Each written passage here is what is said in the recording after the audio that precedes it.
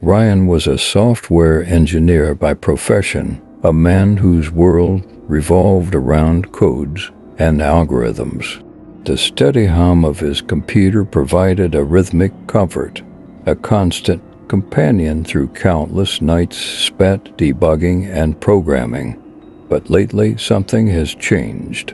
The machine he trusted began showing signs of rebellion, subtle at first lags, unexpected restarts, and then the dreaded blue screen of death. It started on an ordinary Tuesday. Ryan had been working on a crucial project, a cybersecurity algorithm designed to detect anomalies in real-time data streams. He was deep in the zone when his screen flickered and turned blue. White text appeared, detailing a generic error message, but it was the string of hexadecimal codes at the bottom that caught his attention. They seemed oddly familiar. Ryan rebooted his computer, attributing the crash to a temporary glitch.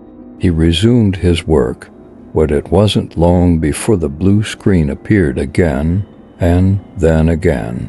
Each time the codes at the bottom changed slightly, but the pattern remained the same. It was almost as if the machine was trying to communicate with him. Days turned into weeks, and the crash became more frequent. Ryan's frustration grew, but so did his curiosity. He began documenting each error message, compiling the codes in a separate file. The more he looked at them, the more he realized they weren't random. They formed a sequence, a string of data that hinted at something beyond mere malfunction. One night, after yet another crash, Ryan decided to delve deeper. He cross-referenced the codes with known error messages and found no match. It was as if his computer was generating unique codes that seemed to follow a logic of their own.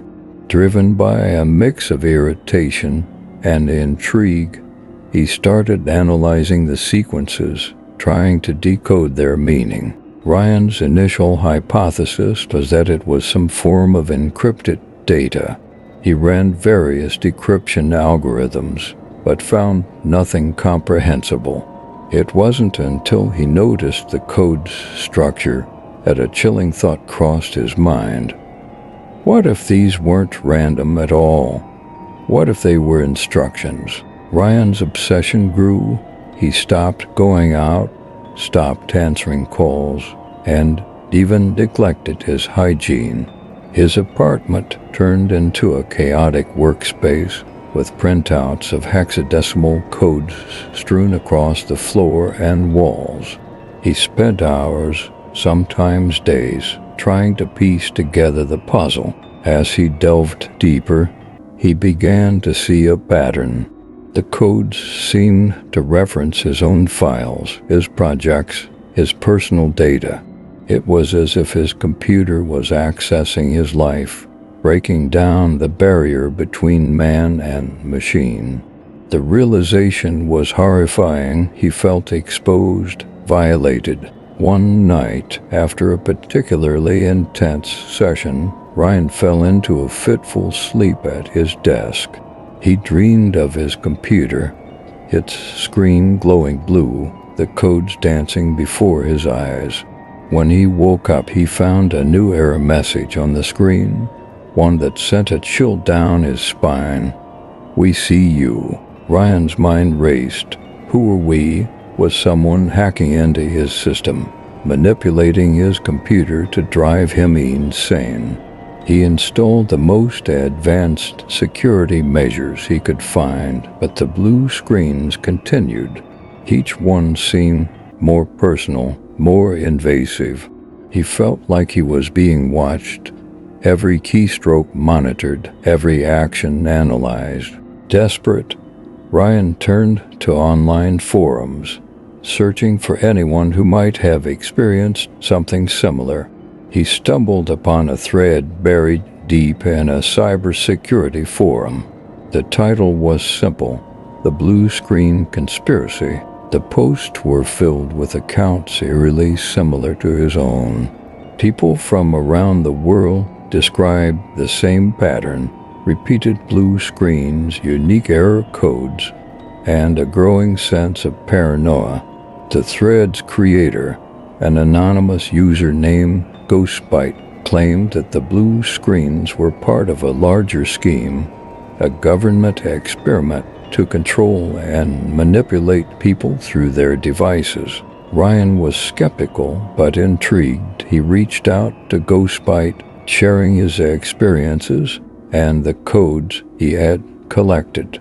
Days passed without a response, and then, out of the blue, he received a cryptic message: "You're closer than you think.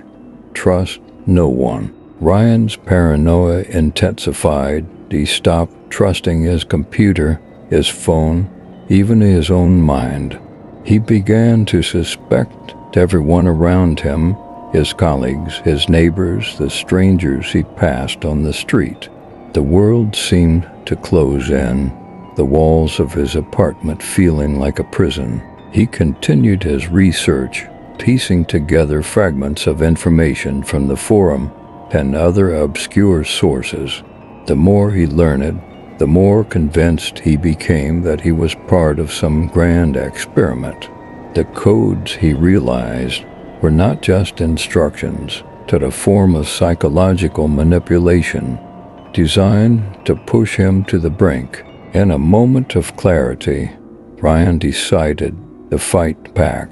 He wrote a program to intercept and decode the blue screen messages, hoping to find the source. As he ran the program, his screen turned blue once more. This time the message was different, a single line of text that made his blood run cold. "We are in control." Ryan's program identified a hidden file on his hard drive, one that had been there all along, invisible to regular scans. He opened it, finding a trove of data logs of his activities, personal information, even transcripts of his conversations. The file contained a detailed account of his life, as if someone had been documenting his every move. Among the data, he found references to a project called Operation Overwatch. It seemed to be a government initiative using advanced AI to monitor and influence individuals deemed to be threats. Ryan's name was on the list, marked as a high-priority target. His mind reeled. Had his entire life been orchestrated by this unseen force? Was every decision he made, every action he took, influenced by this operation? The implications were terrifying. He felt his grip on reality slipping, the line between truth and paranoia blurring. Ryan's life became a nightmare. He couldn't trust his own thoughts, couldn't escape the feeling of being watched. He disconnected his computer, smashed his phone, and cut himself off from the digital world. But the blue screens haunted him, appearing in his dreams, his waking thoughts, a constant reminder of his lack of control. One night, in a final act of desperation, Ryan decided to confront the entity behind the blue screens. He reconnected his computer, booted it up, and waited. The screen turned blue almost immediately, but this time he wasn't afraid. He typed a single message: "What do you want?" The response was immediate: compliance. Ryan's mind raced.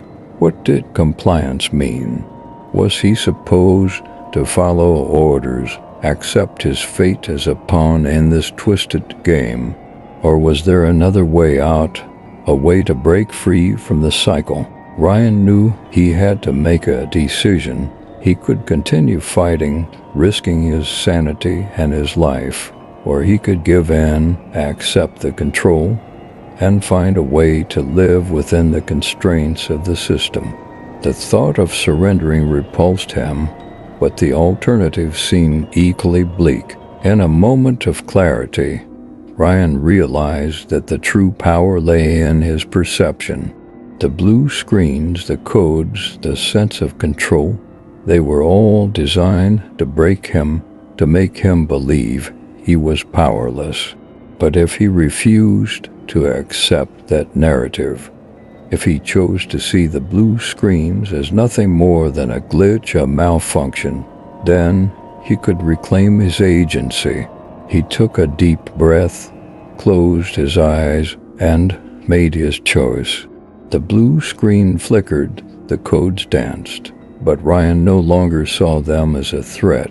He saw them for what they were, an illusion. The blue screens never stopped. They appeared less frequently, but they were always there, a reminder of the hidden forces at play. Ryan learned to live with them, to navigate the fine line between reality and conspiracy. He shared his story with others, warning them of the potential dangers lurking within their devices. Some believed him, some didn't. The world moved on, the digital age advancing with each passing day. But for Ryan, the question remained: what was the true nature of the blue screen of death? Was it a simple computer error, a malfunction of hardware and software? Or was it something deeper, darker, a glimpse into a hidden world of control and manipulation? The answer, he realized, was not for him to decide. It was for the reader, the observer, the next person who faced the blue screen to determine for themselves. The truth, like the codes, was out there waiting to be uncovered. In the end, the blue screen of death became a symbol, a modern-day myth, a reminder that in the digital age, the line between reality and conspiracy is always just a flicker away. Thank you for tuning in. Please leave a like and subscribe. I will see you again next week.